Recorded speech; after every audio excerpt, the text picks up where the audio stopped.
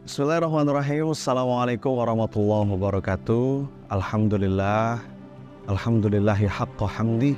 Allahumma salli wa sallim wa barik ala Muhammad wa ala alihi wa ashabi ajmain. Teman-teman sekalian, kita ketemu lagi di episode keempat. Pada episode pertama, kita sudah membahas tentang pesan untuk hati, bahwa sejatinya yang paling kita cari dalam hidup ini adalah ketenangan, bukan sekedar kesenangan atau kebahagiaan, tapi puncaknya adalah ketenangan. Nafs al-mutmainnah, tatmainnul qulub. Kemudian di episode kedua, kita sudah membahas beberapa prinsip penting, kaidah dasar di dalam perjalanan kita menemukan ketenangan itu. Bahasa saya, inner journey. Dan di episode ketiga, kita membahas tentang keikhlasan. Karena ikhlas ini menjadi penentu seberapa mampu kita memiliki hati yang tenang, jiwa yang damai, dan ini bahkan bisa menentukan diterima atau tidaknya amal-amal kita. Pada episode keempat ini, ada satu lagi pesan untuk hati yang perlu kita perhatikan, yaitu tentang menjaga lintasan prasangka. Ini penting banget, teman-teman sekalian. Kenapa kira-kira penting? Karena prasangka itu cerminan hasil. Prasangka itu sangat banyak berpengaruh pada suasana hati. Ya, coba kita bahas dulu yang pertama. Prasangka itu bisa menjadi cerminan hasil, karena bahkan Allah mengatakan dalam hadis qudsi populer sekali, kita semua hafal, ana indallanni abdi bi, aku sebagaimana prasangka hambaku. Dan ini beriringan dengan seberapa yakin, seberapa bulat keyakinan kita bahwa Allah itu maha sayang kepada hambanya. Dan ini menjadi fondasi dasar yang harus membangun bagi siapapun yang merindukan ketenangan. Fondasi dasar untuk berbaik sangka. Teman-teman, coba diperhatikan ya. Saat kita membaca kisah-kisah para nabi, kisah-kisah para rasul, seolah kita akan selalu menemukan berbagai macam ujian dan cerita hidup yang berat banget. Benar gak sih? Padahal, ketahuilah, di lubuk hati mereka yang paling dalam, mereka itu adalah manusia-manusia yang paling bahagia. Kenapa bisa begitu? Karena mereka adalah manusia-manusia yang paling meyakini betapa Allah itu adalah zat yang paling mencintainya. Allah ilahi Rabbi. Setiap kita punya rencana, Allah juga punya rencana. Dan dengan keimanan kita yakin rencana Allah pastilah yang terbaik. Setiap kita punya rencana, Allah juga punya rencana. Allah punya kehendak. Dan orang beriman itu yakin rencana Allah pastilah rencana yang terbaik buat kita. Sebagaimana kalimat dari Sayyidina Ali bin Abi Thalib radhiyallahu anhu, beliau mengatakan, ketika aku meminta sesuatu kepada Allah dan Allah mengabulkan permintaanku itu, aku bahagia. Tapi jika Allah tidak memberikannya apa yang aku minta, aku lebih bahagia. Aku bahagia 10 kali lipat. Kenapa? Karena aku yakin yang pertama itu pilihanku, sedangkan yang kedua adalah pilihan Allah. Dan pilihan Allah pastilah yang terbaik untukku. Indah sekali. Dan rasa seperti inilah teman-teman yang akan melahirkan penerimaan. Ya, sudah kita bahas di episode sebelumnya ya. Ridho terhadap apapun yang ditetapkan oleh Allah. Ada lagi sebuah kalimat yang sangat indah yang diucapkan dengan penuh keyakinan dari lisannya Sayyidina Umar bin Khattab radhiyallahu anhu, ketika beliau mengatakan, aku tuh gak peduli, aku gak khawatir tentang apakah doaku dikabulkan atau tidak, karena setiap kali Allah mengilhamkan hambanya untuk berdoa, itu tanda Allah sedang berkehendak untuk memberinya karunia. Pengabulan doa itu sungguh kepastian. Yang justru aku khawatirkan adalah ketika aku berhenti berdoa. Karena jelas firman-Nya Allah itu, ud'uni astajib lakum, berdoalah kepadaku maka aku akan kabulkan. Dan tentu pengabulan Allah itu dalam bentuk yang paling baik menurutnya dan waktu yang paling tepat menurutnya, bukan menurut kita. Jadi kita perlu dengan tegas memahami bahwa Allah itu akan senantiasa mengabulkan permohonan yang kita panjat. Tapi bagaimana bentuknya, seperti apa cara pengabulannya, kapan waktunya, adalah Allah yang Maha Tahu, yang terbaik untuk kita. Yang perlu kita jaga adalah baik sangka. Jagalah baik sangka itu agar dia tetap ada di hati kita. Karena dia adalah pertanda keimanan itu masih terhunjam dalam diri kita. Saat kita punya harapan dan kita panjatkan harapan itu lewat sebuah doa, yakinlah pengabulannya adalah sebuah kepastian. Kadang mungkin dalam bentuk yang sesuai dengan apa yang kita minta, atau bahkan dalam bentuk yang jauh lebih baik, yang seringkali baru kita fahami seiring waktu yang berjalan. Ilmu kita, ilmu manusia, itu terlampau sedikit untuk bisa memahami mana yang terbaik, mana yang ini bukan yang terbaik. Jadi berdoa dengan sepenuh baik sangka. Bukalah mata, bukalah hati. Benarkah doa kita nggak dikabulkan? Berapa banyak nikmat Allah yang hadir tanpa kita minta? Berapa banyak bala musibah yang itu mungkin tak jadi menimpa tanpa kita tahu? Itu semua bagian dari pengabulan Allah untuk hambanya. Maka jagalah baik sangka itu. Orang-orang yang bahagia, orang-orang yang tenang adalah mereka yang selalu berbaik sangka dalam setiap episode kehidupan. Allah Maha Tahu dan Allah akan selalu memberikan yang terbaik. Jaga baik sangka itu, maka ketenangan akan kau rasa. Bahkan kata Nabi dalam sebuah hadis, Allah itu boleh jadi mengabulkan doa seorang hamba sesuai dengan apa yang dia minta, tapi terkadang Allah kabulkan dalam bentuk yang berbeda, tapi itu lebih baik dan lebih kita butuhkan. Kita minta A, terkadang Allah kasih A, tapi ada masanya kita minta A, Allah kabulkan B. Kenapa? Karena B ini menurut Allah yang terbaik dan yang paling kita butuhkan.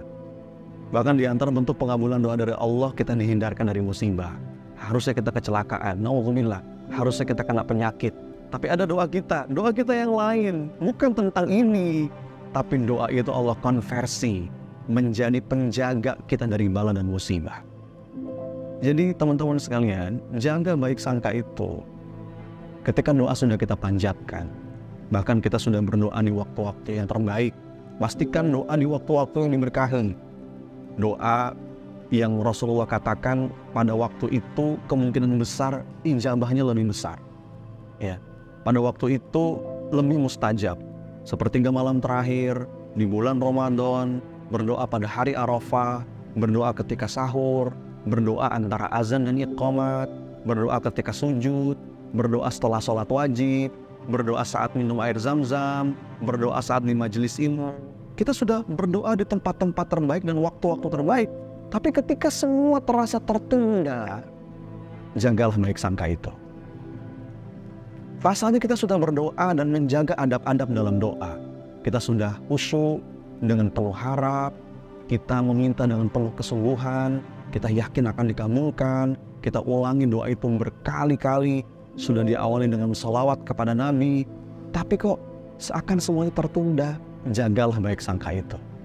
Buah atau hasil dari doa kita, teman-teman sekalian, yakin sudah dijamin oleh Allah. Artinya nggak ada doa yang sia-sia. Kadang-kadang cepat terkabul sebagaimana yang kita minta, tapi boleh jadi itu jadi simpanan kita di akhirat atau menjadi penolak bala yang harus menimpa kita.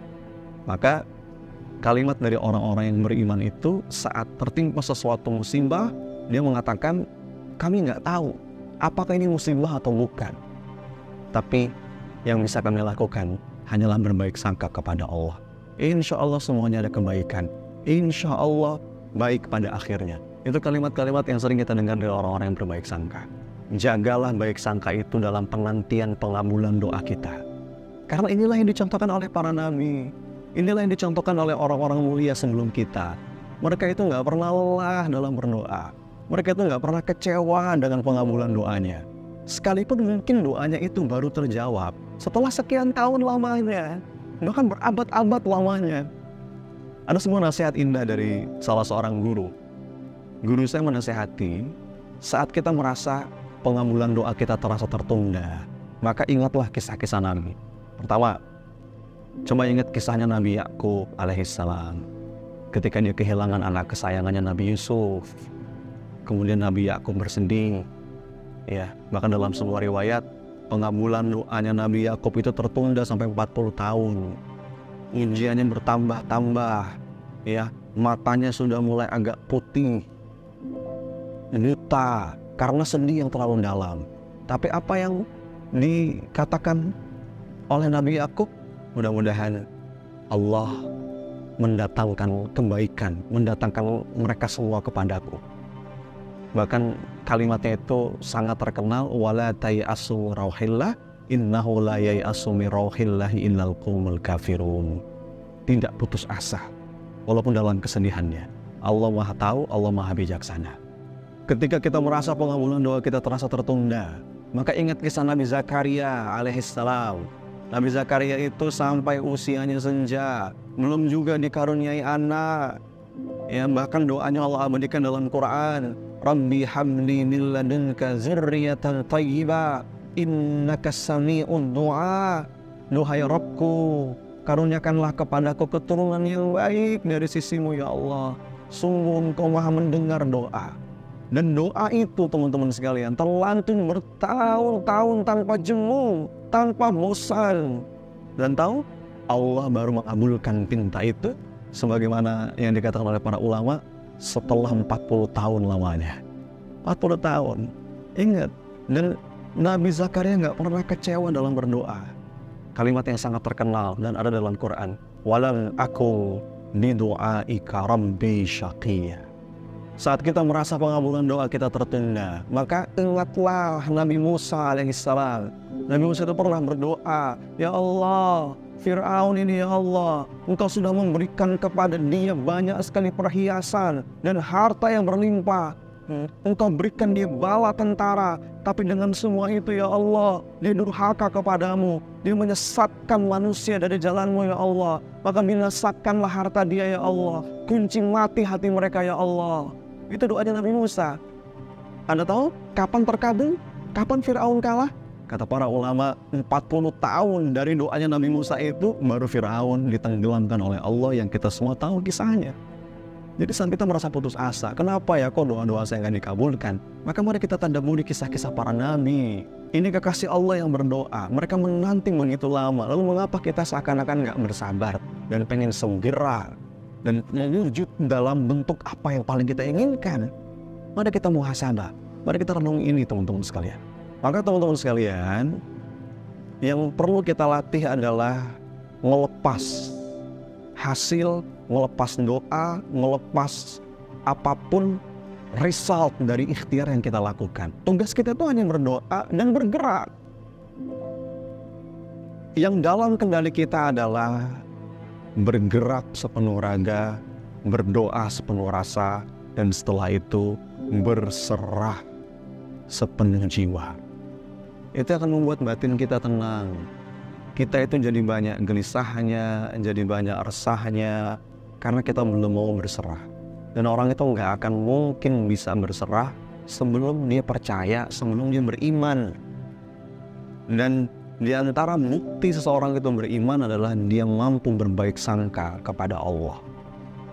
Berserah itu kan nitip, menitipkan apa yang di luar jangkauan kita kepada satu pihak.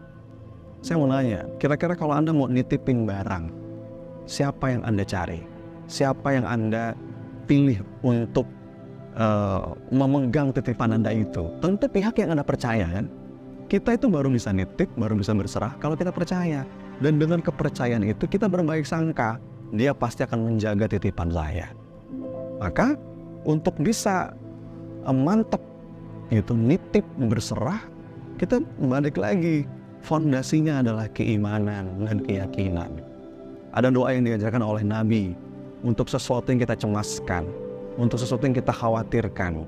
Doanya, Ya Hayyu Ya Qayyum bi rahmatika astaghits wa aslih li sya'ni kullahu wa la takilni ila nafsi tarfata ainin.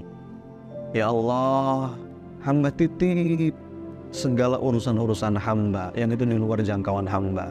Perbaiki ya Allah, dan jangan kau serahkan kepada hamba walau hanya sekejap mata. Ini doa indah sekali teman-teman.